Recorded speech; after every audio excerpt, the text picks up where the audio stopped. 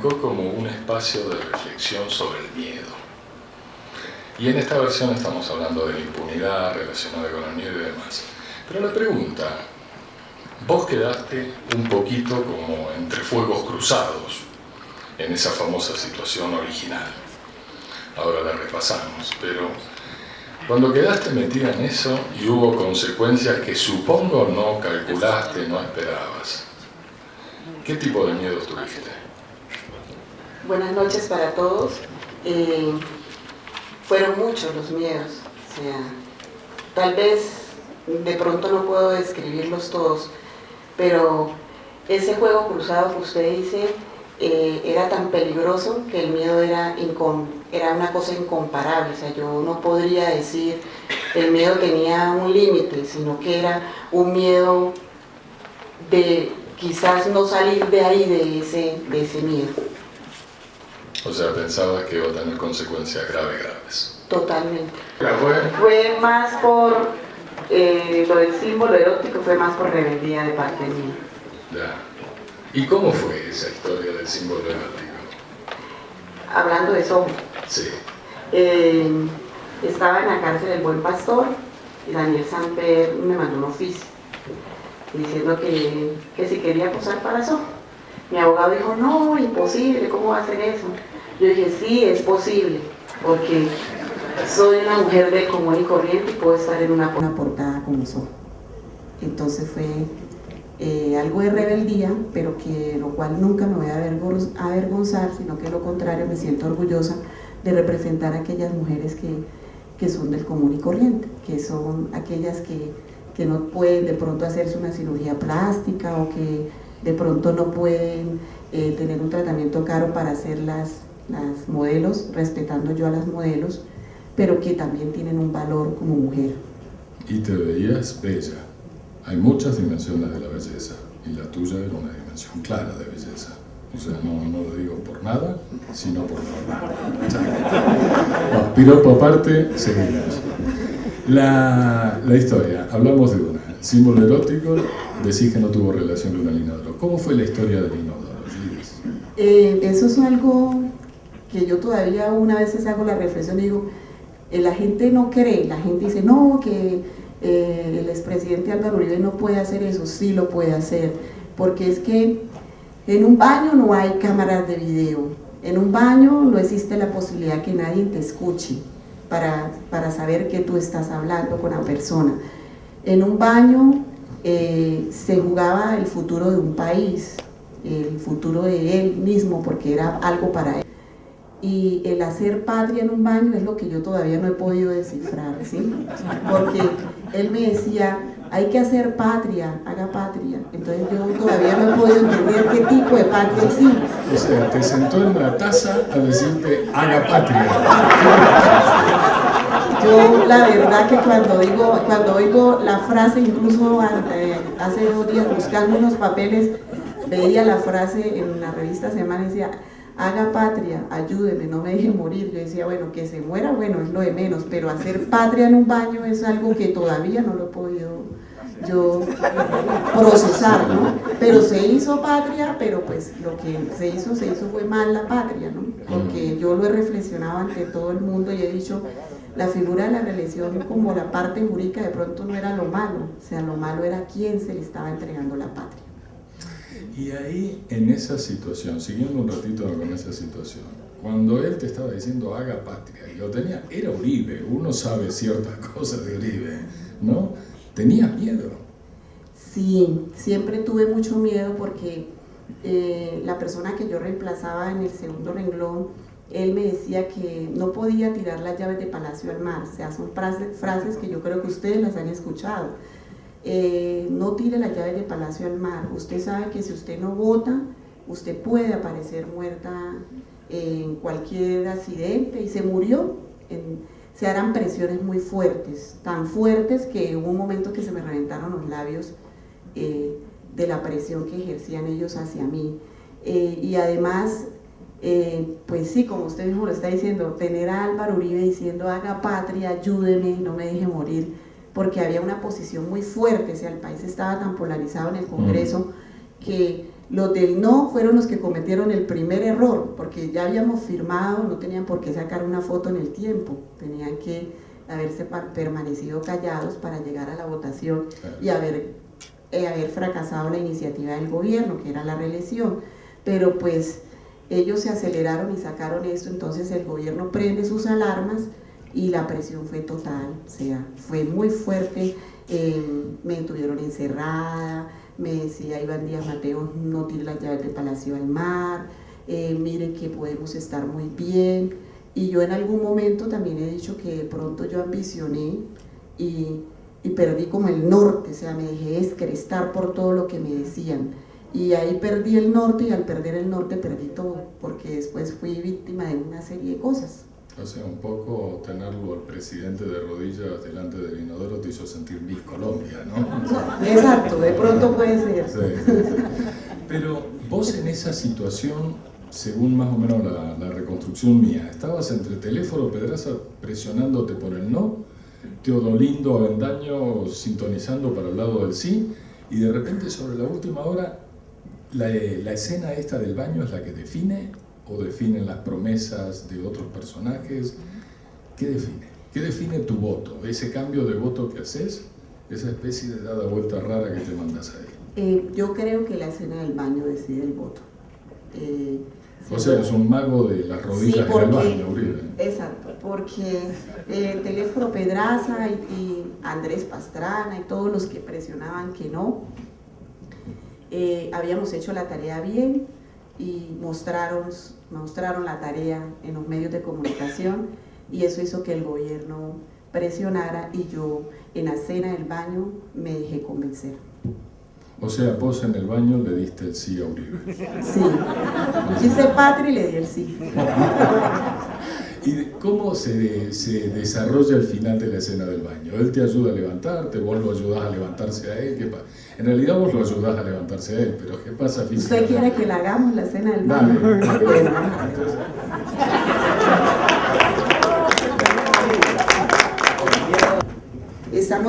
Entramos al despacho del señor presidente Iván Díaz Mateos y yo. Él nos recibe. Buenas tardes, señor Álvaro. ¿Qué tal, Gidis? ¿Cómo estás? Mijita, diría yo. Le digo, bien, señor presidente. Entonces Iván Díaz Mateos dice, no, señor presidente, ya ella va a votar. Dice, no, yo soy el que voy a hablar con ella. Ajá, yo soy el que va a hablar con ella y la invito a pasar al baño del despacho. Iván, por favor, espera un momento. Iván espera y entramos al baño.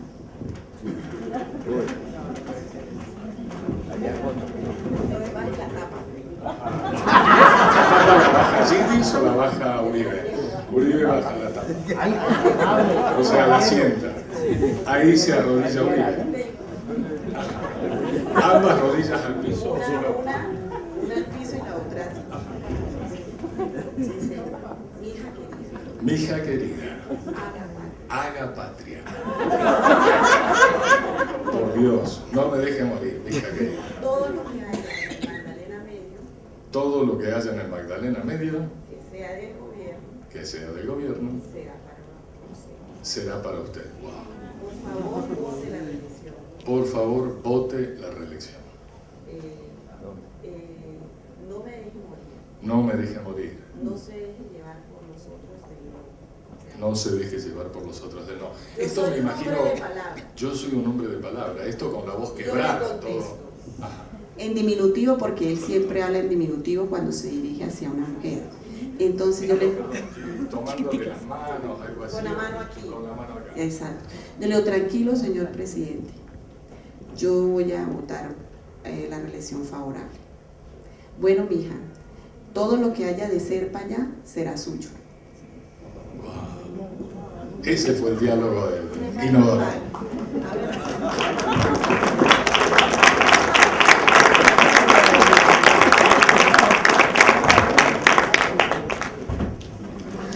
Cuando Uribe niega todo y se indigna, esas puestas en escena que monta Álvaro Uribe, ¿qué sientes, Gidis Medina, frente a eso? podría decir una palabra que suena dura, pero con el respeto a ustedes la voy a decir, que la política es una porquería. O sea, Uribe te hace sentir que la política es una porquería. Sí, porque lo que se muestra al país es una cosa y lo que se hace es otra. Entonces, pues yo venía de una ciudad donde la política se hace un poco diferente. En los pueblos la política es más de ayudar, más limpia, pero al encontrarme con un país tan tenaz, yo digo, cuando empieza a decir que todo lo que yo digo es mentiras, cuando empiezan a tratar de minimizarme, a tratar de sentirme que yo no soy nadie, que no valgo nada, pero que esa que no fue nadie ni que no valgo nada, como ellos lo dicen en los medios de comunicación, sí en su momento les sirvió para que ellos tuvieran 4 años de poder, ¿sí? Claro. Entonces yo por eso siempre les he contestado en la Corte Suprema, en todos los escenarios, les he dicho que yo me siento orgullosa de no ser nadie, porque en Colombia somos más los que no somos nadie.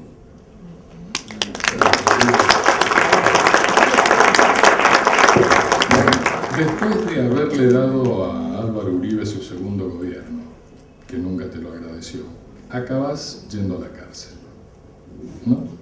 Sí.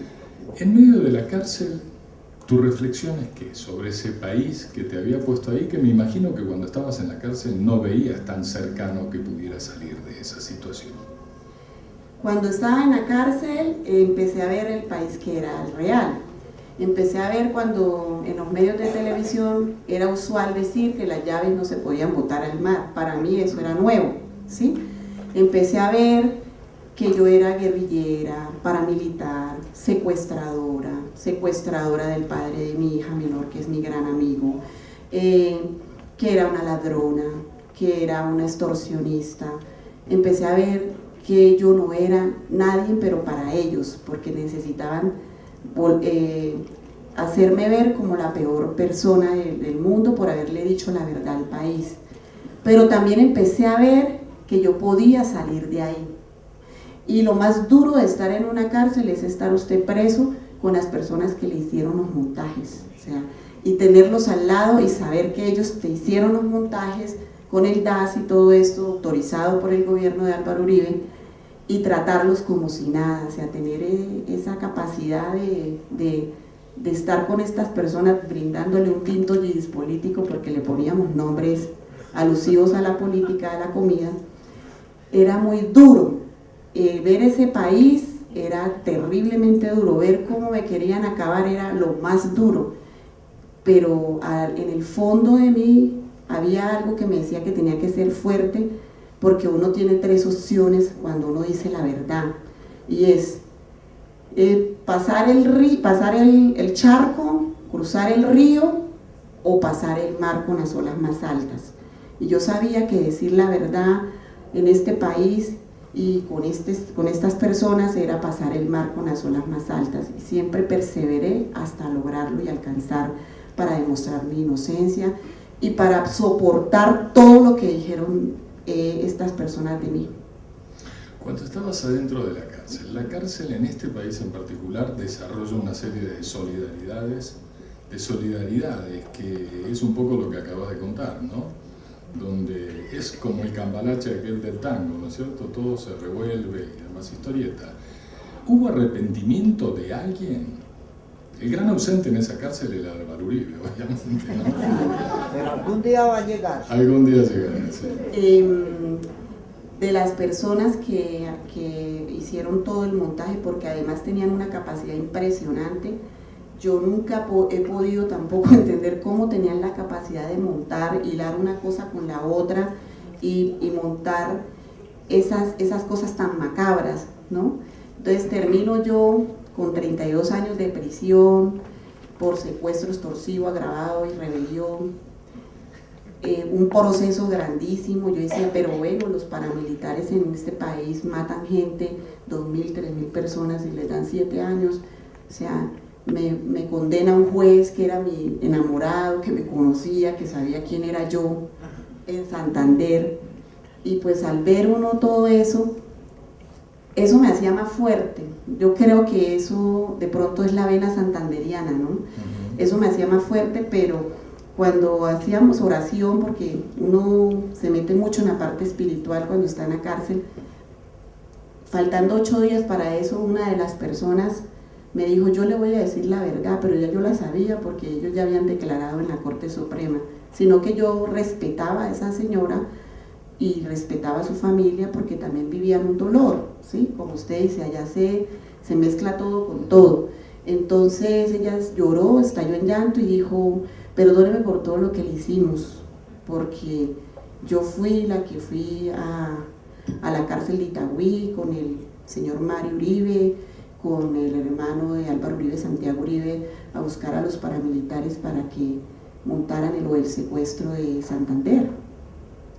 Y ella lloró y yo también lloré, y le dije, tranquila, yo no siento nada en contra suya, usted es una persona que también fue utilizada, y pues la persona que debe estar aquí en esta cárcel se llama María del Pilar Hurtado, pero algún día tendrá que venir a esta cárcel. Y a los 8 días yo salí en libertad, y soy amiga de ellas, o sea, siento que estas personas tienen derecho a tener una oportunidad en la vida. Chévere, sí, dice. Ok, vuelvo atrás. Botaste las llaves a la taza, en realidad no la botaste al mar, pero la botaste a la taza, ¿no es cierto? En ese momento en el que vos salís de ahí, Uribe, ¿qué sale? ¿Eufórico, feliz? ¿Logró lo que quería? ¿Logró la presidencia número 2? Viene la segunda parte, entonces no se me quitaban, Uribe contento, pero entonces Sabas Pretel no se me quitaba del lado. Uno cogió a Teolindo, que era el ministro Diego Palacios, se lo llevó, le dio whisky, Teolindo nomás llegó y dijo, aquí estoy, pero se desapareció. Y quedé yo enfrentándome a los otros que ya yo les había afirmado que no iba a votar la reelección. Entonces se podrán imaginar ustedes cómo fue el debate, y las cosas importantes en este país se aprueban a las 5, 3, 4 de la mañana para que la gente no vea que se está aprobando. Entonces yo no entendía por qué a esa hora y a las 5:15 de la mañana aprobamos la reelección, pero antes de eso, digamos que mi padrino era Sabas y sus asesores. Entonces salimos de Palacio, nos fuimos a la oficina 512 del Congreso de la República, que era mi oficina, pero los baños en el Congreso no son dentro de las oficinas, sino afuera. Entonces yo hipertensa, tomándome las pastillas para hacer chichi a toda hora. Entonces imagínense, tenía ganas de hacer chichi, no podía, y había una matera gigante. Te quedaste acostumbrada. Y en esa matera me tocó orinar. O sea, en la matera. Y pues sí, era como, ¿cómo orina usted en una matera? Imagínense. Sí, bueno, podríamos seguir hablando de los baños con todo esto, ¿no? De las materas, de las tazas, ¿no? Cuando te sentiste, no sé, la pregunta es, ¿te sentiste una cara de piedra ahí delante de los que te habías comprometido a votar no y apareciste votando sí? Pero es que los teléfonos se dio casi que puños con Iván Díaz Mateo, patearon una puerta, el uno me jalaba para un lado, el otro me jalaba para el otro, y hasta que más pudo Iván con los asesores del ministerio y me llevaron, porque me alcanzaron a tener en la oficina de Teléfono Pedraza. Yo salí un segundo a tomar algo, comprar algo, y me les perdí, y el teléfono me dijo, venga y hablamos, y nos sentamos a hablar con teléfono y con los del no, y entonces, pero ¿cómo? Mire que esto, y pues la insultadera, ¿no? Pero entonces se tumbó la puerta a patadas y me sacaron y me llevaron para donde me tocó hacer chichi en la matera. Cuando Uribe te ofrece así en abstracto, te doy todo en Magdalena Medio, los pozos petroleros, la refinería, te doy lo que quieran, ¿no es cierto? Lo del pozo no alcanzamos. No alcanzaron, pero bueno. La pregunta es, cuando te aterrizan eso, en concreto, ¿qué te estaban ofreciendo? Y parte 2 de la pregunta, ¿en qué momento te das cuenta de que no te iban a dar nada? Ellos hicieron la mímica de que iban a dar y dieron algunas cosas. Por ejemplo, alargaron el contrato de un amigo mío que el tío trabajaba en la AS, Luis Carlos Galán Sarmiento, lo de la red de solidaridad y lo de la clínica 1 de Mayo de Barranca Bermeja. Después yo me di cuenta que eso era toda mentira, porque acabándose la votación, yo nunca pude volver a ir a estar en una conversación como el whisky que se tomaron por celebrar. No, yo ya y Teo Lindo quedamos tirados en la Plaza Bolívar. O sea, los usaron y los votaron. Sí, como el condón, úsese, Sí, póngase y vote. Sí, sí. Así es. ¿Y vos te sentiste como ese condón usado? Sí, yo incluso lo he dicho que ese es el estilo de ellos, de esa fracción de la política de Colombia, es úsese, póngase y vote. O sea, un poco la manzanilla es eso, ¿no? Sí, en este país. sí. La manzanilla, la manipulación de votos, Sí. los acuerdos. Sí. Llega a la realidad y te votan como el condón usado. Sí, así es. Qué vaina, ¿no? Gidis, no sé, me sorprende cómo tenés presente en tu memoria cada palabra de los episodios. Por ejemplo, la reconstrucción de los hechos, ahí me sentía en un estrado judicial, en una cosa así. Pero te la tenés toda de memoria. ¿Por qué? ¿La repasaste una, otra y otra vez o qué? No, porque cuando uno dice la verdad nunca se varía. La verdad siempre es lo mismo. Sí, pero ¿cómo te fijaste en tu memoria las palabras de Álvaro Uribe? Lo que pasa es que yo siempre he tenido una memoria, nunca en el colegio escribía, todo me lo memorizaba. Ajá. Entonces, por eso tal vez esa facilidad me permitía tener presente todas las palabras de lo que estaba pasando en ese momento. Listo. Gidis, pregunta dura. Así como cambiaste el voto del sí, del no al sí, ¿no? En realidad vos entraste al Congreso suplente, pero por Partido Conservador. Luego aparecés haciendo campaña por Serpa Liberal. No, yo nunca he hecho campaña por Serpa. Lo que sucedió es que en Santander nace un movimiento político que se llamaba Convergencia Ciudadana. Gil. Y entonces ese senador Gil, ese señor Gil, que aparece con un señor Hugo Leodoro, en una alianza estratégica macabra, uno del M-19 y otro que pues se decía en ese momento que era muy amigo de los paramilitares. Entonces uno, cuando el Partido Conservador se da cuenta que no hay opción de poner un gobernador, que no hay opción de nada, ellos hacen alianzas como partido con el Partido Liberal para apoyar a Serpa, pero más era por acabar con la campaña de Didier Tavera, que en ese momento era el candidato de Aguilar y de Gil. Era más por eso, por que no se quedara Santander en manos del paramilitarismo, y fue una alianza de partidos. Pero yo nunca he sido serpista, siempre mi familia fue anapista, de la época de María Eugenia Rojas, de Moreno Díaz. Mi abuelita era líder y se hacían llamar capitanas del pueblo, se envolvían los votos en sobres. Desde la edad de 7 años asistía a eso, cuando se hacían bazares, se vendían tamales para recoger fondos para el día de la campaña. Esa era la política en la que yo nací. La que aprendiste vos. Sí. Y ahora, Gidis, ¿dónde estás sentada? Independiente de este lugar hoy conversando, ¿dónde estás? Me ganó porque le iba a decir con usted. En una casa con unos hijos que tengo que sacar adelante. Mi hija mayor estudia Derecho 8º semestre. Yo tengo una reflexión personal frente a eso y creo que es el peor error que cometió en su vida, bajarse a ese nivel. Uribe. Sí, y creo que eso no va a llegar a nada. Aunque sé que hay muchos colombianos que van a votar y le respeto la opinión a esos colombianos, también sé que eso es algo muy corto, que eso no tiene un vuelo largo, y que volvimos a la época de la política de los años 80 y que el país va a estar de pronto un poquito más sólido políticamente. Cuando lo ves a Álvaro Uribe, por ejemplo en la asamblea esta o en la convención esta del fin de semana, ¿seguís viendo a ese hombre arrodillado delante tuyo o a quién ves? Al hombre más malo que he podido conocer en el mundo.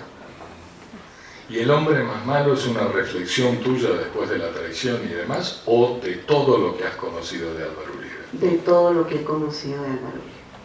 O sea, y no tengo odios ni rencores hacia él, pero sé que ninguna persona que él coloque en ningún gobierno va a poder ser amigo de él. He dicho toda la verdad en la Corte Suprema y la Fiscalía ha valorado 35 pruebas documentales de las que yo he entregado. No solamente es el testimonio de Gis Medina, también es el testimonio de Manuel Cuello Bauter, que era el superintendente de notariado y registro, que él confirmó que sí se dieron las notarías. La Corte ha sido juiciosa en la investigación de la política y tiene todo el material probatorio. Yo personalmente no veo una Corte Suprema de Justicia diciendo que no hubo cohecho, porque serían unos asnos si hacen eso. O sea, porque enseguida ellos actuarían demandando a la Corte Suprema. Teniendo el material probatorio, un cohecho se hace de dos, el que ofrece y el que recibe. Y pues no creo que vayan a violar el Código de Procedimiento Penal de esa manera los magistrados. Ese fallo está pronto a salir y esperamos que sea en justicia, que se obre en justicia, que ellos también tengan el castigo que yo tuve por haber cometido mi error, ¿sí? Y que yo ya se lo conté al país. De lo del señor presidente, el expresidente Álvaro Uribe, creo que puede existir esa posibilidad de lo de Pinochet y de lo de Fujimori, porque es que no solamente es el contexto de la política, es también el contexto de los falsos positivos, de la chuzada del DAS, de la política, que es un hecho que es el que más demostrado está. Entonces yo creo que eso sí va a pasar, que no va a ser ahora, pero que va a pasar, va a pasar.